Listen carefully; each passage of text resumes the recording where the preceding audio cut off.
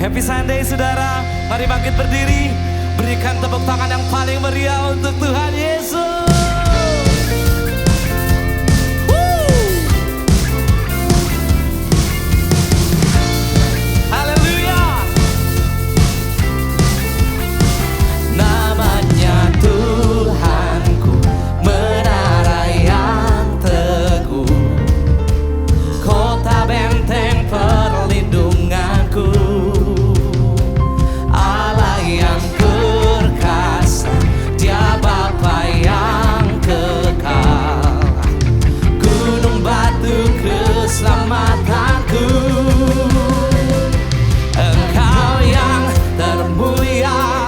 Di bumi, di surga, termasyur, amin, selamanya. Oh, Engkau yang berkuasa di dalam segala hal. Ada kuasa dalam nama Yesusku. Mari bertepuk tangan saudara. Haleluya.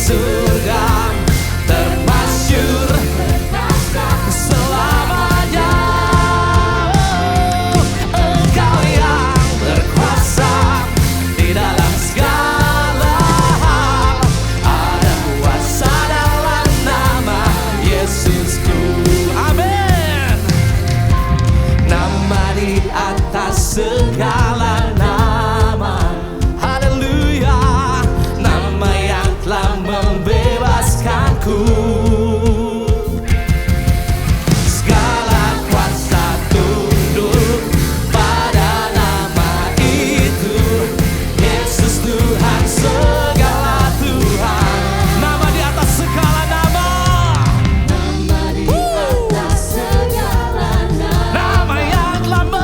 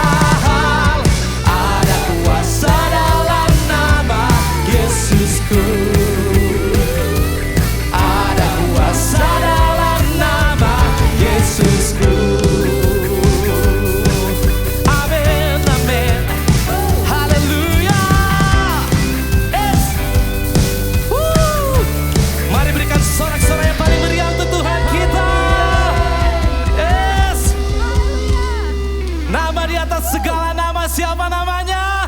Yesus. Kami percaya Tuhan, Engkau ada di tempat ini. Amin. Kau bertahta di pujian kami Tuhan. Kau bertahta di atas pujian kami Tuhan. Kami percaya Yesus, Nama-Mu ditinggikan, dimuliakan, diagungkan di tempat ini Bapa. Oh, mari siapkan hatimu saudara. Mari siapkan hatimu. Thank you Jesus. Terima kasih Tuhan, Engkau baik.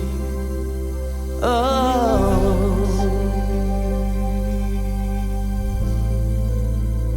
You are here, moving in our midst. I worship You, I worship You. You are here, working in this place. I worship You, I worship You. You are here, moving in our midst. I worship You, I worship You. You are here, working in this place. I worship You, I worship You. You are waymaker, miracle worker, promise keeper, light in the darkness. My God, that is who You are. Yes, You are. Waymaker, miracle worker, promise keeper, light in the darkness. My God, that is who You are. You are here, touching every heart. I worship You, I worship You. You are here, healing every heart.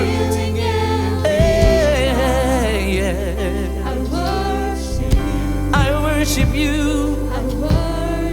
You are here, turning lives around.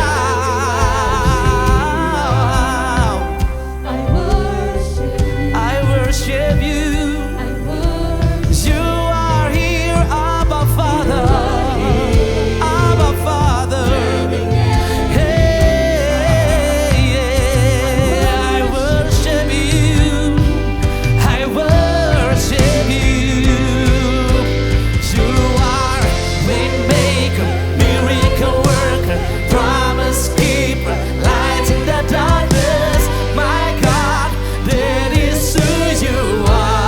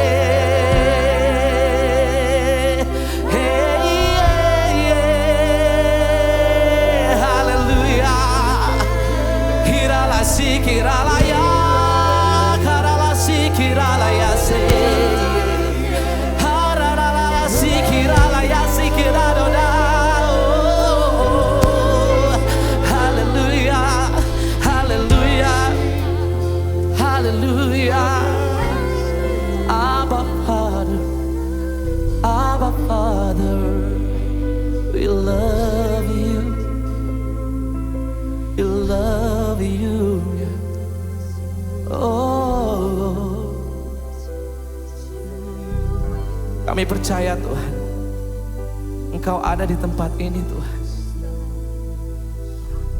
Kau kenal setiap hati kami Bapa. Kau tahu apa yang kami rasakan. Kau Allah yang membuat jalan di saat tidak ada jalan.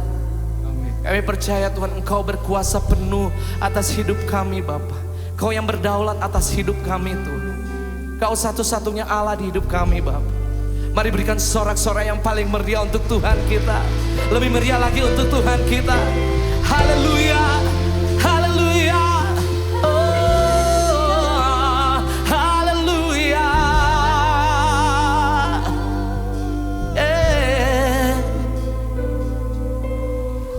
Waymaker, miracle worker, promise keep, light in the darkness, my God, there is who you are. Waymaker, Waymaker, miracle worker, promise keeper, light in the darkness, my God, there is who you are. even when I don't see it, you're working. Even when I don't feel it, you're working. You never stop, you never stop. Amen. You never stop, you never stop. Woo! Yes. Even when I don't feel it, you're working. You never stop, you never stop working. You never stop, you never stop working. Even when I don't see it, you're working. Even when I don't feel it, you're working. You never stop, you never stop working. You never stop, you never stop working. Even when I don't see it, you're working. Even when I don't feel it, you're working. You never stop, you never stop working. You never stop, even when I don't see it. Even when I don't see it, you're working. Even when I don't feel it, you're working. You never stop, you never stop working. You never stop, you never stop working. Even when I don't see it, you're working. Even when I don't feel it, woo! You never stop, you never stop working. You never stop, you never stop working. Waymaker, miracle worker, promise keeper, light in the darkness. My God, that is who you are. Waymaker, promise keeper, light in the darkness.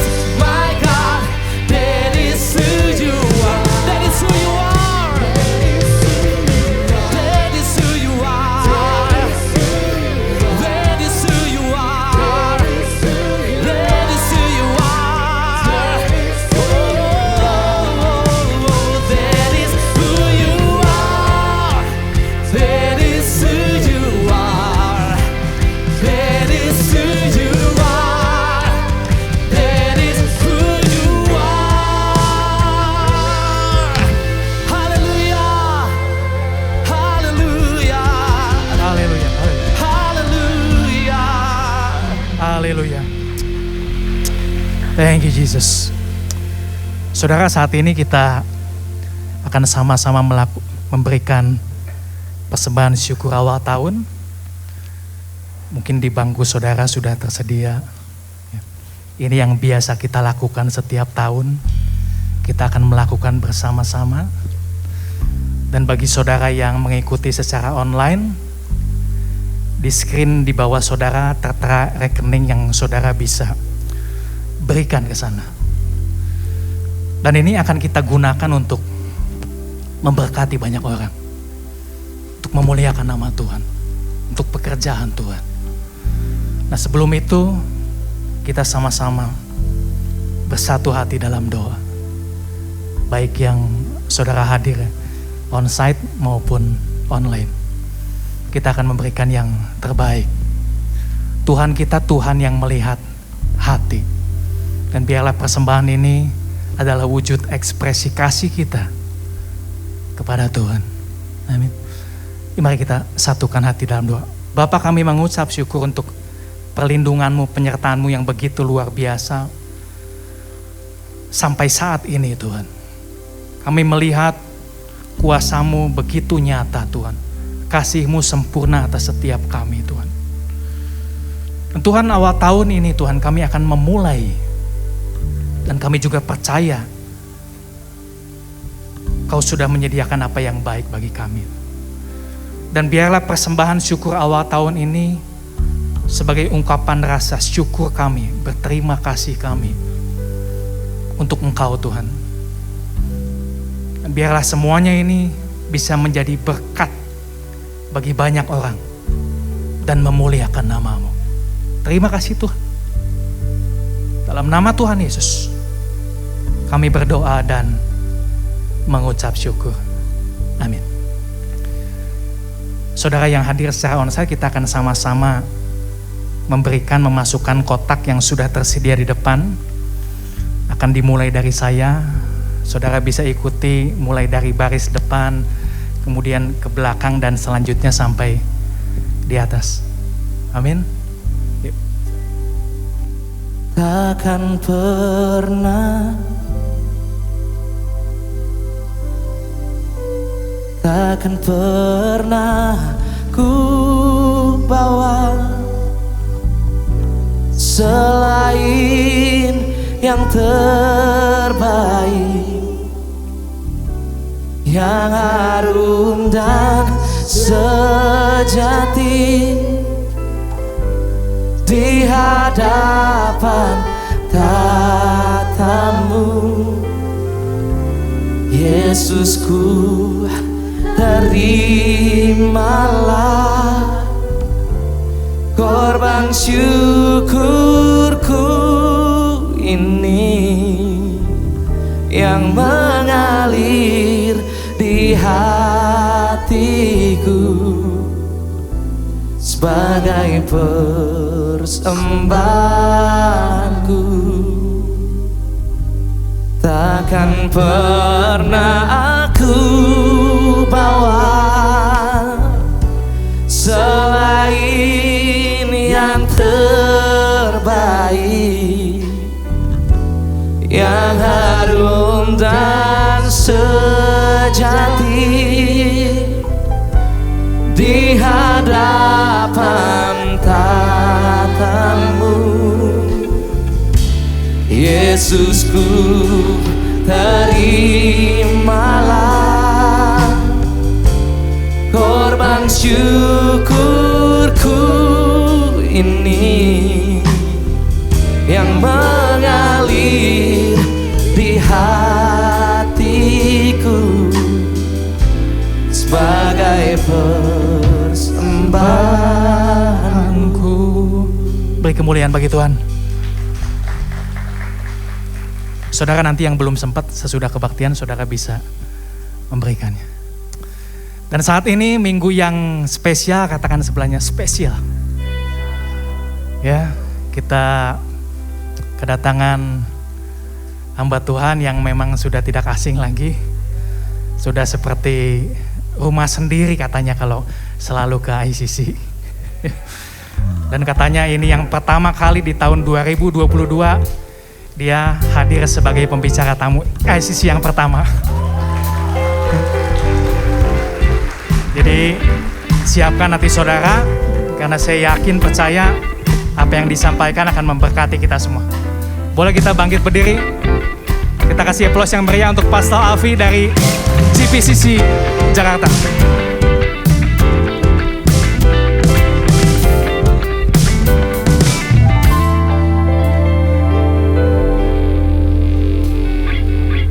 Mari kita berdoa. Tuhan, melebihi setiap kata-kata hamba-Mu yang terbatas, aku minta Roh Kudus Kau hadir dimanapun kami mengikuti ibadah pada hari ini. Karena kehadiran-Mu yang membuat ibadah ini menjadi berarti. Bicara kepada setiap kami dimanapun kami berada secara pribadi. Sehingga sungguh-sungguh kami menerima pesan yang datangnya daripada Tuhan. Akan menjadi pelita buat kaki kami dan terang buat jalan kami. Sehingga kami tahu respons apa yang kami harus ambil. Langkah mana yang harus kami tempuh. Bersabdalah kepada setiap kami.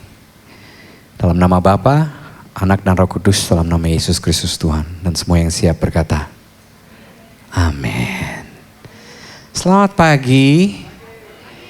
Coba yang di atas, dada-dada dulu yang di atas. Gimana hawanya lebih segar yang di atas? Yang di bawah, selamat pagi.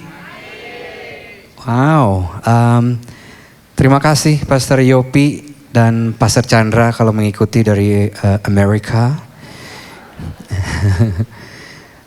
Ini adalah pelayanan onsite saya yang pertama selama pandemi tepatnya. Jadi saya memberanikan diri untuk berkata iya, apalagi kepada JPCC cabang Bandung ya. Namanya BPCC gitu, Bandung Praise Church Cenah gitu ya. Baik, ada beberapa wajah yang baru yang saya mungkin 2 tahun terakhir saya nggak pernah lihat. Nah, perkenalkan nama saya Alfi Raja Guguk, Bapak Ibu Saudara. Saya seorang Batak Chinese, Bacin kalau istilah saya. Papa saya almarhum orang Batak. Ibu saya almarhumah orang Chinese. Istri saya orang Jawa Madura. Kebetulan keturunan keraton juga gitu ya. Jadi anak kami itu, saya tunggu berhenti maksudnya tadi. Supaya lebih jelas terdengarnya, anak kami Bacin Jamat, Batak Cina Jawa Madura gitu ya. Oke, silahkan keluarkan catatan Bapak Ibu Saudara ya. In case kita lupa kenapa Adam jatuh dalam dosa. Karena dia tidak mencatat pohon yang mana tadi ya. Dia lupa waktu Tuhan kasih tahu pohon yang ini loh Dam gitu ya. Baik, saya berikan judul pesan Tuhan hari ini, ketika Tuhan berkata tidak. Ketika Tuhan berkata tidak. Salah satu hal yang pasti dalam hidup ini adalah ketidakpastian.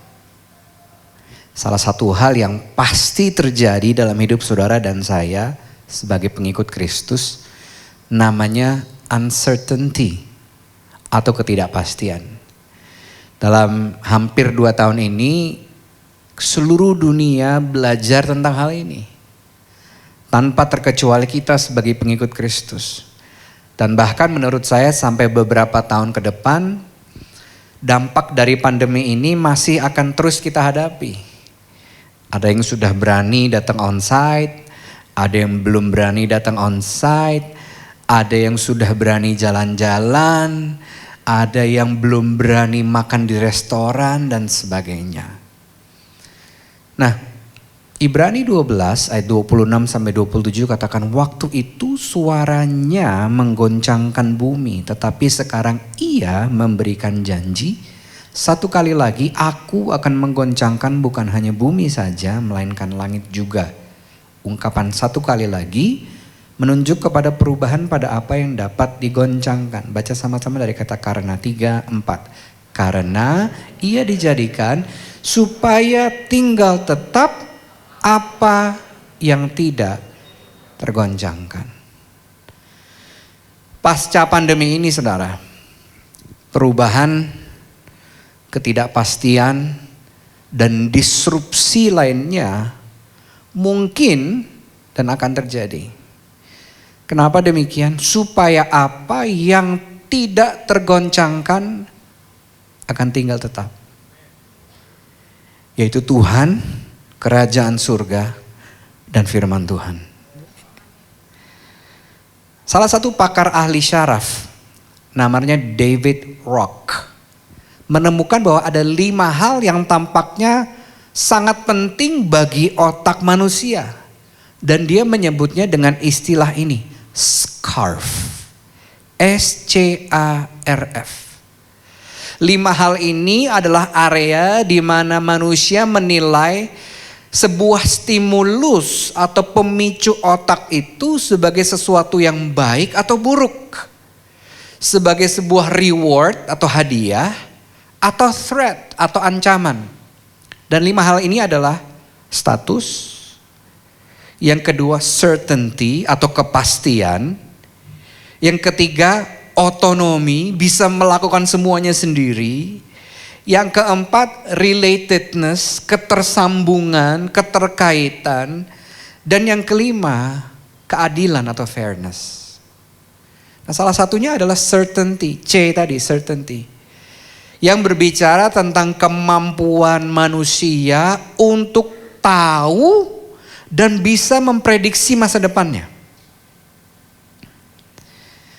Nah, otak manusia terus-menerus mencoba untuk memprediksi masa yang akan datang.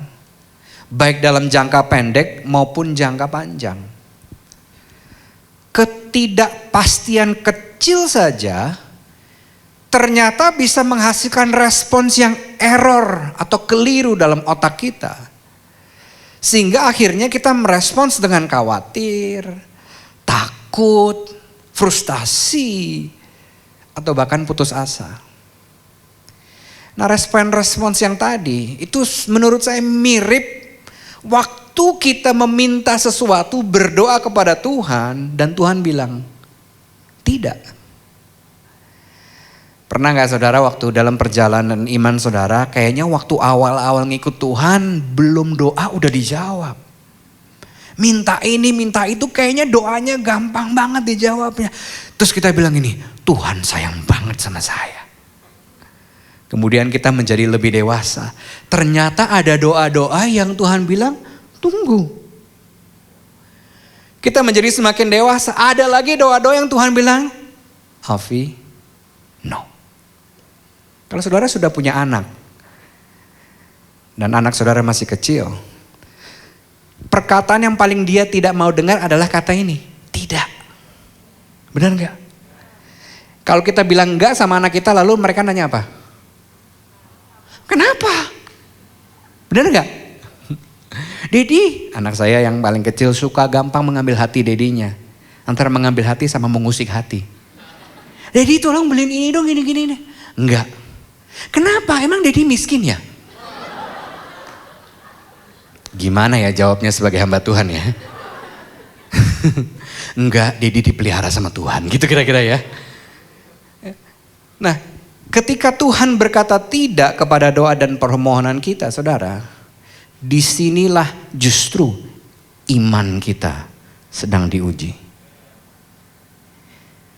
Dan katanya tahun ini tema khotbah atau tema gereja ini adalah the year of faith, betul? Tahun daripada iman. Jadi jangan kaget kalau di tahun-tahun ini ada doa-doa saudara yang Tuhan bilang, my son, it's a no.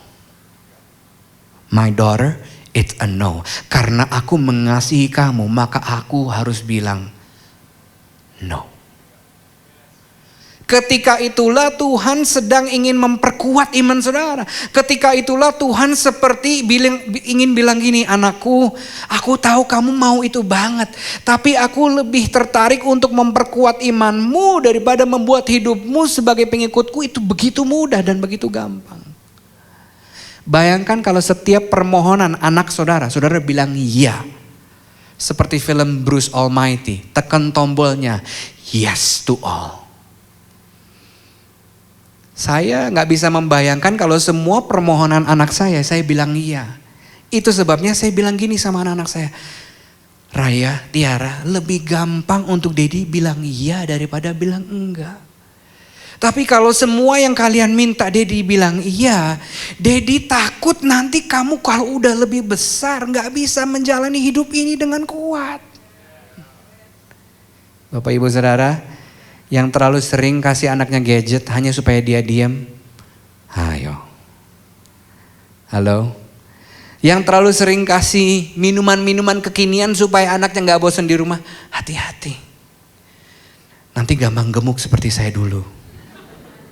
Asik.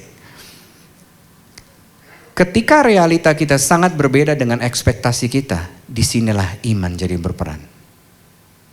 Iman tidak bisa didasari dengan apa yang mata jasmani kita lihat. Karena Ibrani 11 katakan iman adalah dasar dari segala sesuatu yang kita harapkan, baca sama-sama, dan bukti dari segala sesuatu yang tidak kita lihat. Semua katakan tidak kita lihat. Jadi waktu masa depan kita mungkin gak bisa sejelas yang kita ingin lihat. Disitulah iman saudara berperkara. Karena kalau semuanya bisa kita lihat dan prediksi dengan jelas, gak perlu iman saudara. Itu sebabnya kita perlu hidup seperti yang Rasul Paulus tuliskan kepada jemaat di Korintus, 2 Korintus 5 ayat 7. Sebab hidup kami ini adalah hidup karena percaya, bukan karena melihat. Walk by faith and not by sight. Kenapa sih gak boleh berjalan dengan apa yang dilihat? 2 Korintus 4 ayat 18. Sebab kami tidak memperhatikan yang kelihatan, melainkan yang tidak kelihatan. Baca sama-sama ya biar gak ketiduran. Karena yang kelihatan adalah temporer, sedangkan yang tidak kelihatan adalah kekal. Media sosial sudah mengkondisikan kita untuk lebih fokus dengan apa yang terlihat. Saya gak katakan media sosial salah. Saya juga gak mengatakan semua yang orang posting di media sosial itu palsu. Enggak juga. Tapi media sosial mengkondisikan kita untuk memfokuskan dengan apa yang terlihat dengan mata. Yang Alkitab bilang semua yang terlihat dengan kasat mata itu sementara. Yang tidak kelihatan adalah yang kekal. Tantangannya adalah ini. Semakin saudara punya banyak info, semakin saudara semakin pinter, semakin punya kompetensi dan pengetahuan. Kita cenderung ingin memegang kendali dan sulit untuk mempercayai segala sesuatu yang otak kita, logika manusiawi kita gak bisa terima. Iya atau iya? Semakin kita tahu, semakin kita pinter, semakin banyak pencapaian kepemilikan, pengalaman kita. Manusia jadi merasa, aku ingin pegang kendali. Makanya lebih sulit untuk dia percaya segala sesuatu yang memberikan respons error kepada otaknya tadi. Salah satunya adalah uncertainty. Mengikuti Yesus adalah sebuah perjalanan seumur hidup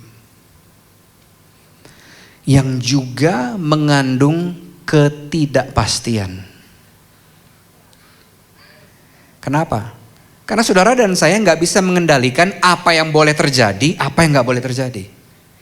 Apa yang seharusnya terjadi dan apa yang tidak selayaknya terjadi dalam perjalanan iman kita bersama dengan Tuhan. Karena saudara, mengikut Tuhan itu bukan sebuah transaksi yang berporos kepada hak dan kewajiban. Karena aku sudah ngasih persembahan, udah ngasih persepuluhan, udah ikut iClick, udah melayani di iCare, udah jadi ini, udah ngasih ini, ngasih itu kepada Tuhan dan kepada umat Tuhan. Maka aku berhak dong dapetin ini. Itu namanya transaksi. Sudah melakukan kewajiban, boleh menuntut hak. Tapi setahu saya Tuhan kita bukan Tuhan yang transaksional. Tuhan kita adalah Tuhan yang relasional. Sama seperti saudara sama anak-anak saudara tadi waktu bilang enggak, nak kamu enggak perlu ngerti sekarang. Nanti suatu hari waktu kamu ngerti dulu kenapa Bapak bilang enggak, kamu akan ban-ban kamsya sama Papa. Kamu akan mau lihat godang sama Papa. Kamu akan bilang hanupis sama Papa. Ada perbedaan yang besar antara seorang pengikut Kristus dan seorang pengagum Kristus. Katakan pengagum. Seorang fan, seorang pengagum hanya bisa mengagumi orang yang dikaguminya dari jauh. Tanpa adanya hubungan yang resiprokal dua arah yang terjalin. Waktu orang yang dikaguminya itu melakukan sesuatu yang gak berkenan di hati dia, maka rasa kagumnya berkurang atau bahkan sirna. Tapi seorang pengikut Kristus punya karakter dan cara berpikir yang jauh lebih dewasa daripada itu. Kalau kita hanya mau jawaban Tuhan yang iya saja, jangan-jangan kita baru sampai di level pengagum Kristus. Tapi seorang pengikut Kristus mengerti bahwa dia adalah Tuhan yang berdaulat. Dia katakan ya, dia katakan tidak sesuai dengan kedaulatannya. Itu sebabnya saudara, izinkan saya membagikan 3 pemikiran kepada kita hari ini. Apa yang perlu kita lakukan sebagai seorang pengikut Kristus waktu Tuhan berkata tidak. Supaya iman kita itu gak goyah atau bahkan iman kita menjadi semakin kuat. Sudah mau mendengarkannya? Yang pertama, watch your narrative. Perhatikan narasi yang keluar dari mulut kita. Fungsi perkataan yang pertama kali dicatat di Alkitab bukan untuk berkomunikasi, tapi untuk menciptakan atau memfungsikan sesuatu. Saudara ingat itu di kitab Kejadian? Tuhan Allah berfirman, jadilah sesuatu dan sesuatu itu terjadi. Fungsi kata-kata yang pertama dicatat di Alkitab adalah untuk memfungsikan atau menciptakan sesuatu. Artinya kata-kata saudara waktu Tuhan berkata tidak, itu ikut menciptakan realitas saudara. Pertanyaannya, waktu Tuhan berkata tidak kepada kita, apakah narasi mulut kita mempertanyakan Tuhan atau tetap mempercayai Tuhan? Menciptakan realita yang memang baik buat kita atau justru memperumit keadaan tersebut? Nah, daripada memakai kata-kata kita untuk komplain, mengeluh, menggerutu kepada Tuhan dengan bertanya, kenapa enggak? Kenapa enggak boleh? Kok begini sih? Atau mengapa saya Tuhan? Saya ingin tawarkan, pakai kata-kata saudara untuk meratap kepada Tuhan. Semua katakan meratap. Apa bedanya mengeluh sama meratap? Beda banget ternyata. Complaining sama lamenting kalau istilah Alkitab. Dan ini jarang dibahas di dalam bahasa Indonesia. Ya. Keluhan, seorang teolog namanya N.T. Wright katakan demikian. Keluhan adalah tuduhan terhadap Tuhan yang menyaksikan karakter Tuhan.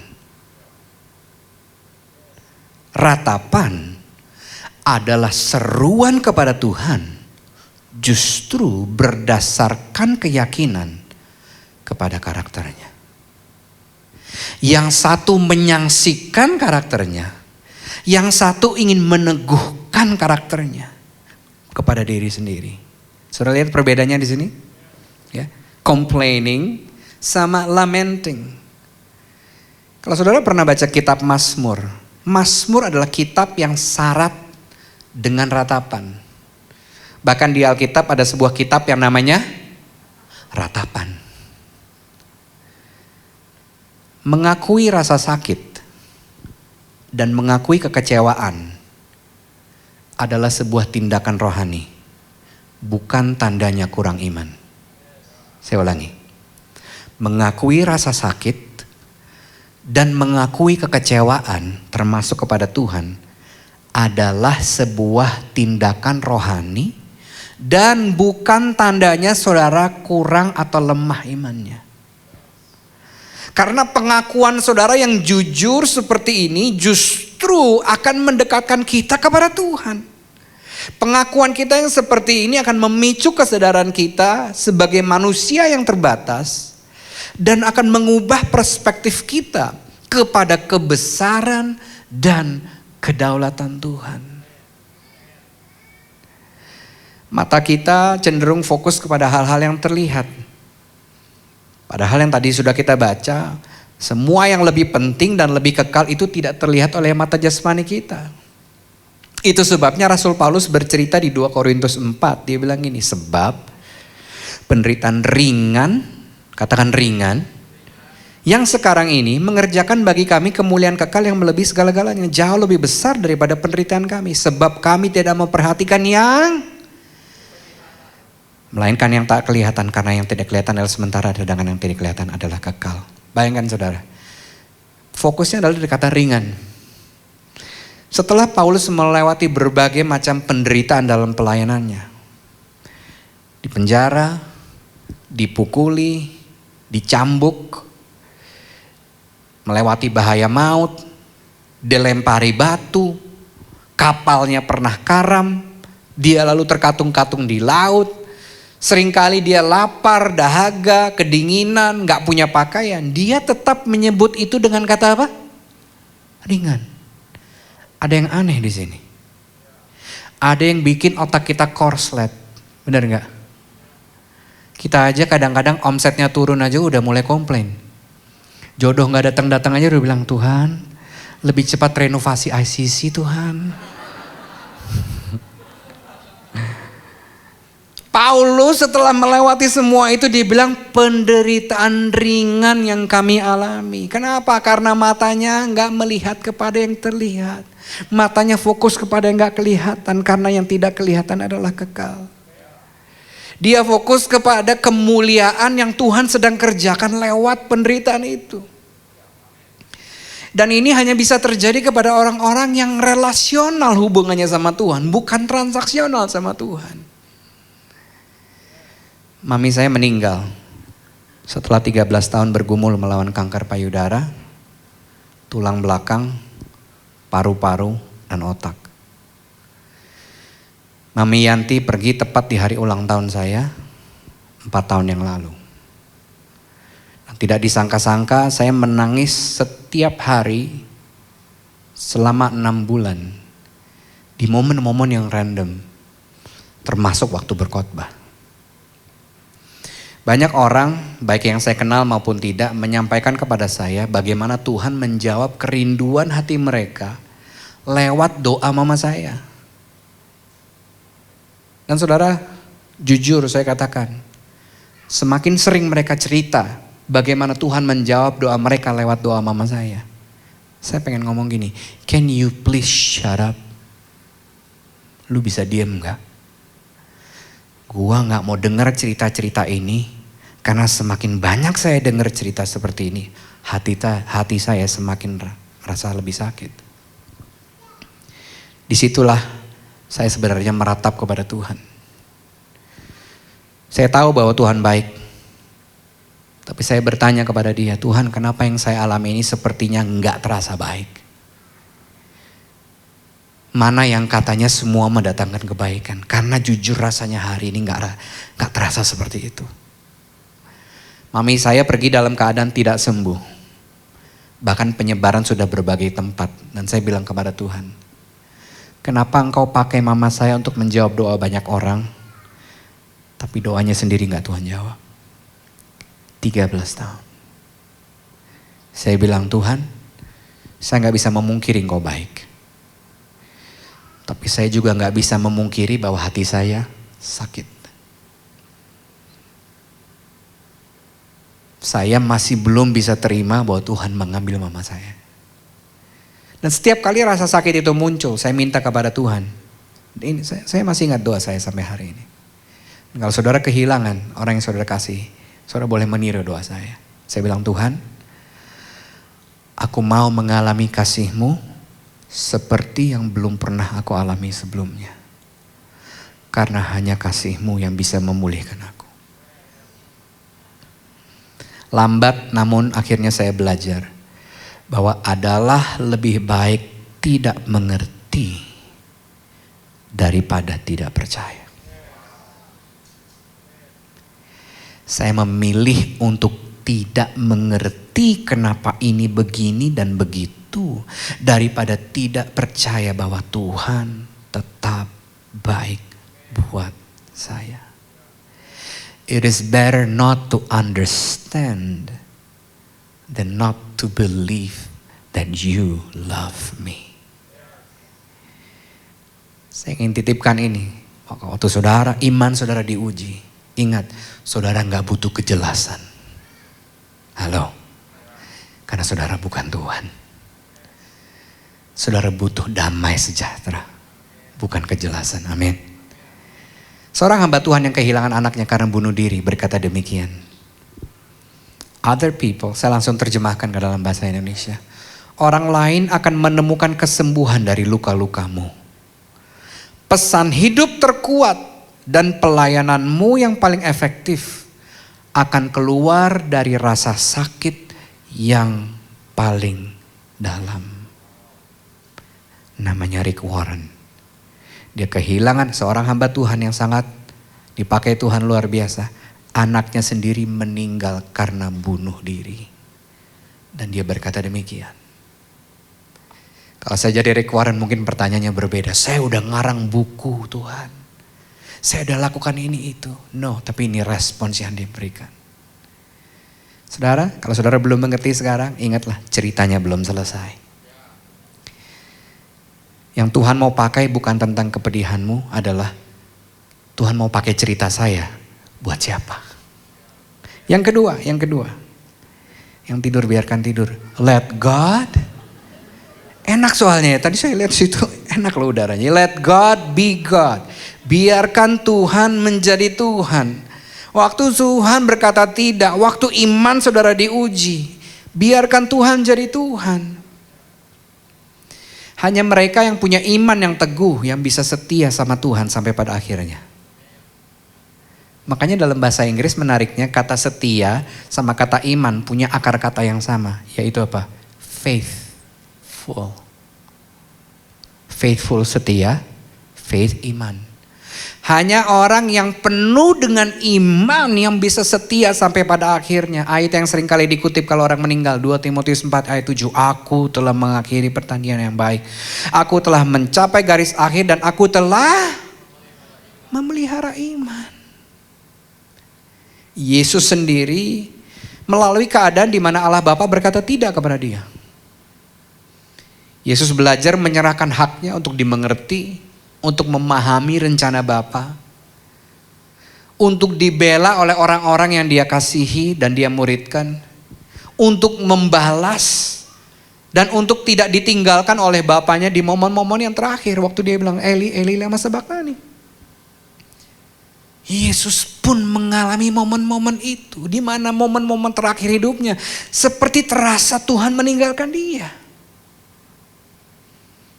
Dalam segala ketidakmengertian Yesus sebagai manusia, dia tetap memelihara imannya. Dan ini yang dia lakukan. Dia tetap menundukkan diri kepada kehendak Bapanya. Ibrani 12. Mari kita selalu mengikuti teladan Yesus. Ia adalah pemimpin iman kita. Terjemahan lain katakan, the author of our faith. Dia yang menciptakan iman kita. Ia menyempurnakan iman kita. He is the finisher. Dia yang mengakhiri iman kita. Dia yang menyempurnakan iman kita. Ia telah menderita kematian di kayu salib, tetapi ia menerima kehinaan itu seakan-akan bukan apa-apa. Ia melakukannya karena sukacita yang disediakan baginya, dan sekarang dia duduk di tempat yang paling terhormat di surga. Wow. Waktu kita memfokuskan iman kita kepada teladan Tuhan, kita lalu bisa mulai belajar untuk let go, melepaskan kendali. Waktu kita sudah mulai bisa melepaskan kendali, kita lalu bisa lakukan ini. Kita menempatkan Tuhan sebagai Tuhan. We let go and we let God be God. Enggak karena saudara pebisnis yang berhasil, semuanya harus dalam kendali saudara. Enggak karena saudara seorang hamba Tuhan yang berhasil, semua pun harus ada dalam kendali saudara. Learn to let go and let God be God.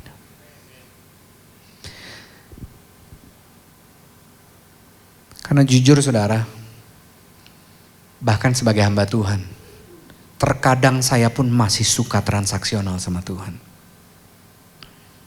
Betul enggak?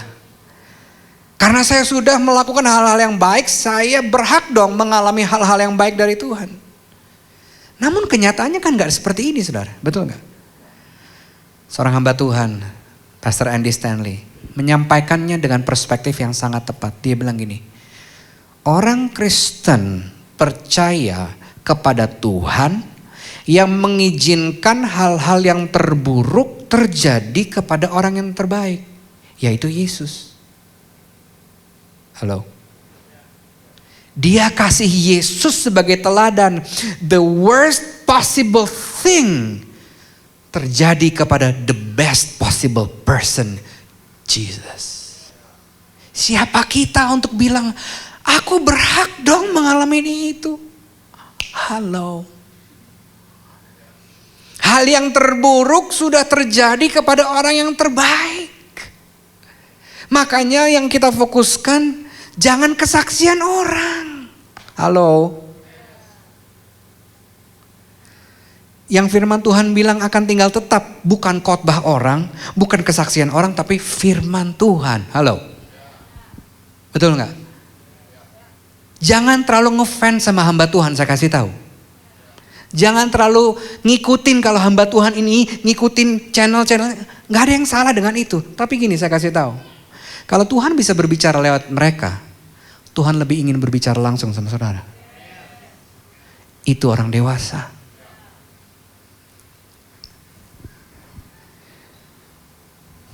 Bila Yesus saja harus menyerahkan diri kepada kedaulatan Bapanya, kita perlu mengikuti teladannya. Karena lebih baik tidak mengerti daripada tidak percaya. Ada sebuah lagu yang saya pikir pas untuk membantu kita. Untuk menempatkan Tuhan sebagai Tuhan. Dan seringkali saya kutip bagian chorus dari lagu ini. Buat diri saya sendiri. Dan juga buat saudara-saudara saya yang kehilangan. Lagunya dikarang oleh Stephen Curtis Chapman. Judulnya God is God. Chorusnya bilang gini. God is God and I am not. I can only see a part of the picture He's painting. Tuhan adalah Tuhan dan saya bukan Tuhan. Saya cuma bisa ngelihat sebagian dari gambar yang sedang dia lukis. God is God and I am man. So I'll never understand it all. For only God is God. Tuhan adalah Tuhan dan saya manusia. Jadi sampai kapanpun saya gak akan pernah bisa ngerti semuanya. Karena hanya Tuhan yang adalah Tuhan. Amin saudara. Yang terakhir. Yang tidur boleh bangun. Sejujurnya saya nggak kecewa kalau ada yang tidur, beneran. Ya, meskipun saya raja guguk, suka menggonggong, tapi saya sudah divaksin rabies, termasuk COVID juga udah divaksin. Tapi saya juga mengerti bahwa kadang-kadang di hadirat Tuhan itu lebih, di gereja itu kadang-kadang lebih damai gitu dari di rumah. Ya, ini disclaimer, ini bukan ngomong tentang rumah saya, nggak apa-apa. I'm just saying, hashtagnya cuman ngomong aja gitu. Tapi karena udah mau terakhir ya tolong bangunin supaya jangan malu itu. Yang terakhir, trust God's heart. Percaya hati Tuhan. Yang pertama, hati-hati dengan kata-katamu. Yang kedua, jadikan Tuhan sebagai Tuhan. Yang ketiga, percaya hati Tuhan. Saudara, sangat manusiawi. Jika dalam ketidakmengertian kita mempertanyakan rencana dan jalan Tuhan. Kabar baiknya adalah Tuhan tidak pernah terintimidasi dengan keraguan-raguan saudara. Dia gak bilang gini, karena lu ragu sama gua semakin dikit mengasihi kamu. Enggak. Gak ada yang saudara bisa lakukan untuk membuat dia kurang mengasihi saudara. Gak ada yang saudara bisa tidak lakukan untuk membuat dia lebih mengasihi saudara. Gak bisa. Kasihnya tetap sama. Dalam keraguan-raguan kita, dia tetap bilang, Alfi, I still love you. Justru Tuhan bilang ini, Alfi, dalam keraguan-raguanmu, temukan aku lagi. Try me. Coba aku lagi. Adalah sebuah usaha yang sia-sia untuk kita mengerti cara Tuhan bekerja. Karena kita hanya manusia dan hanya Tuhan yang adalah Tuhan. Karena usaha untuk mengerti Tuhan sebenarnya adalah usaha untuk memegang kendali atas kehidupan kita sendiri. Dan kalau kita bisa mengerti setiap rancangan Tuhan, tentunya gak perlu iman. Di salah satu ayat dikatakan Tuhan datang ke bumi mencari iman. Charles Spurgeon, seorang teolog, pernah berkata demikian dalam salah satu khotbahnya. Orang duniawi memberkati Tuhan ketika mengalami kelimpahan. Tetapi orang Kristen memberkati Tuhan ketika mengalami penderitaan. Mereka percaya Tuhan terlalu bijak untuk melakukan kesalahan. Tuhan terlalu baik untuk menjadi jahat. Mereka mempercayai hati Tuhan ketika mereka tidak bisa melacak tangan Tuhan. Mereka memandang wajah Tuhan di saat-saat paling kelam dan percaya bahwa semua itu baik adanya. Pas banget tadi ya. Yang sepakat bilang amin. Ya. Itu sebabnya saudara, menurut saya pendekatan yang lebih tepat dalam ketidakmengertian kita adalah untuk mengenali hati Tuhan. Dan bukan mencoba untuk mengerti rancangan dan jalan Tuhan. Dan kita belajar mengenali hati Tuhan lewat perkataan Tuhan. Ini tahun saya ke-23 melayani Tuhan sepenuh waktu di gereja yang sama. Tidak pernah sekalipun saya punya pengalaman Tuhan ngomong audible kepada saya. Alfi, mandi. Itu istri saya. Gak pernah sekalipun. Jadi saudara, cara terbaik untuk mengenali hati Tuhan, ya baca yang sudah ditulis. Bukan dengerin apa kata netizen plus 62. Bukan dengerin atau bukan ngecek-ngecek status orang, bukan. Kata-kata yang Tuhan sudah tulis. Kalau ada satu aplikasi yang perlu engkau paling sering tekan, namanya Bible. Halo. Waktu engkau semakin disiplin untuk mengenali isi hati Tuhan, jangan kaget kalau responsmu berubah dalam penderitaan. Tiba-tiba kok gak gampang ngeyel lagi ya gue ya. Kok gak gampang komplain lagi. Paling enggak diem lah. Paling enggak engkau baik Tuhan. Itu sebabnya Yeremia 15 ayat 16 bilang gini. Apabila aku bertemu dengan perkataan-perkataanmu. Perhatikan. Jamak. Maka aku menikmatinya. Firmanmu tunggal. Terjemahan bahasa Inggrisnya lebih jelas. Your words and your word. Firmanmu menjadi kegirangan bagiku dan menjadi kesukaan hatiku. Sebab namamu telah diserukan atasku ya Tuhan Allah. Allah semesta alam. Sepertinya Nabi Yeremia ingin mengasih tahu sebuah prinsip bahwa kuantitas ikut menentukan kualitas.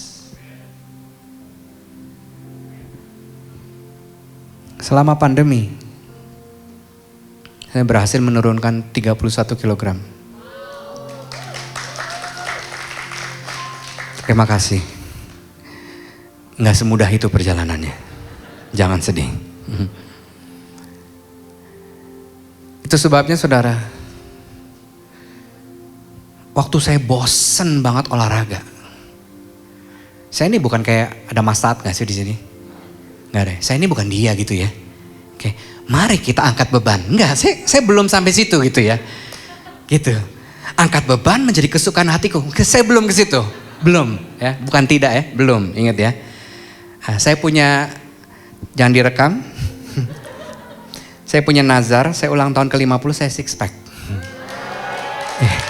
Enggak usah tepuk tangan, doain aja. Mudah-mudahan kejadian ya. Mas Taat kalau denger doain saya lah ya. Supaya transfer gitu ya six packnya. Sekarang masih family pack, tenang. Masih United Kingdom. Ya. Itu saudara, emang gak bisa dibohongin bahwa kuantitas menentukan kualitas.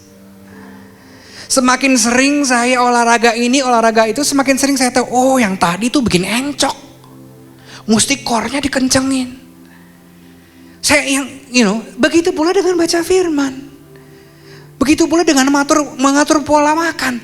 Kok gue kemarin cuma menghirup next ounce? Apa yang saya hirup kemarin? Enggak, saya lebay. Cuman saudara tahu maksud saya kayaknya salah makan deh kemarin gitu. Tapi sekarang saya punya tagar baru. Berani makan, berani bakar. Sedap. Ya, betul nggak? Apalagi yang perutnya kayak saya gini, tolonglah diadopsi ya. Berani makan, berani bakar. Begitu pula dengan firman Tuhan. Semakin sering saudara bergaul dengan firman Tuhan, jangan kaget saudara, jangan kaget. Dengerin khotbah tiba-tiba pendetanya ngomong A, Tuhan saudara nangkepnya B. Karena saudara sudah punya benak, saudara sudah sebegitu terbiasa memproses firman Tuhan. Halo. Sekali lagi, izinkan perkataan Tuhan yang ada di tempat paling tinggi dan bukan perkataan manusia. Dengan segala hormat, bahkan bukan perkataan orang-orang terdekat yang kau jadikan panduan. Karena mereka manusia, pendeta pun manusia, masih bisa salah. Waktu Tuhan berkata tidak, perkataan siapa yang saudara dengar akan menentukan respon saudara. Itu sebabnya penting sebuah disiplin untuk memasukkan dan memakan firman Tuhan. Agar saudara semakin mengenal dan percayakan hati Tuhan. Itu juga pentingnya saudara ada dalam komunitas orang percaya seperti iClick. Karena membangun disiplin rohani bersama-sama itu jauh lebih mudah daripada membangun disiplin sendirian. Saudara terima firman Tuhan hari ini. Saya rekap lagi. Ada 3 hal yang kita bisa lakukan waktu Tuhan berkata tidak. Sehingga iman kita tetap kuat, bahkan semakin kuat. Perhatikan atau ubah narasi kita. Stop complaining. Start lamenting. Karena ratapan adalah tindakan rohani yang akan justru mendekatkan saudara kepada Tuhan. Yang kedua, let go and let God be God. Karena adalah lebih baik tidak mengerti daripada tidak percaya akan kasih Tuhan. Yang ketiga, percaya hati Tuhan dengan mengenali hatinya melalui firman-Nya. Mari kita berdoa. Tuhan, hamba-Mu berhenti sampai pada saat ini. Tapi aku izinkan Kau Roh Kudus menerjemahkan setiap benih yang sudah ditaburkan. Aku berdoa benih ini akan berakar, bertumbuh dan berbuah. Kami bersama-sama berkata, iman kami tidak akan menjadi lesu. Karena kami berjalan bukan dengan mata kami. Kami berjalan bukan dengan apa yang mata kami lihat. Tapi kami berjalan dengan iman kami. Karena yang kelihatan itu sementara. Tapi yang tidak kelihatan itu kekal. Bantu kami untuk memberikan respons yang benar. Ketika apa yang terjadi dalam hidup kami. Hari-hari ini, di hari-hari ke depan, bahkan di tahun ini. Tidak seperti yang kami imani atau kami harapkan. Kami mau berhati-hati dengan kata-kata kami Tuhan. Kami mau menjadi lebih jujur kepada Tuhan. Dengan mulai meratap yang adalah sebuah tindakan yang justru mendekatkan kami kepada Tuhan. Bantu kami Tuhan untuk tidak memegang kendali terus. Tapi untuk melepaskannya dan kembali menempatkan Tuhan sebagai Tuhan. Karena lebih baik kami tidak mengerti rancangan-Mu. Daripada kami tidak percaya akan kasih-Mu buat kami. Aku berdoa setiap kami di awal tahun ini. Berikan kepada kami roh haus dan lapar akan firman-Mu. Karena disiplin itulah yang akan membantu kami untuk bisa mengenali isi hati-Mu. Sehingga dengan demikian kami bisa percaya kepada hati Tuhan yang hanya ingin selalu mendatangkan kebaikan bagi kami yang mengasihi Tuhan dan terpanggil masuk dalam rencananya.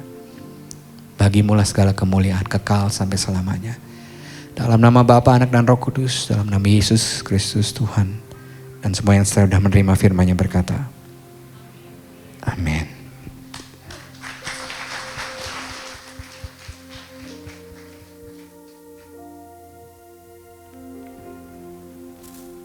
Saudara yang diberkati boleh kasih aplaus yang meriah untuk Tuhan. Boleh kita sama-sama bangkit berdiri.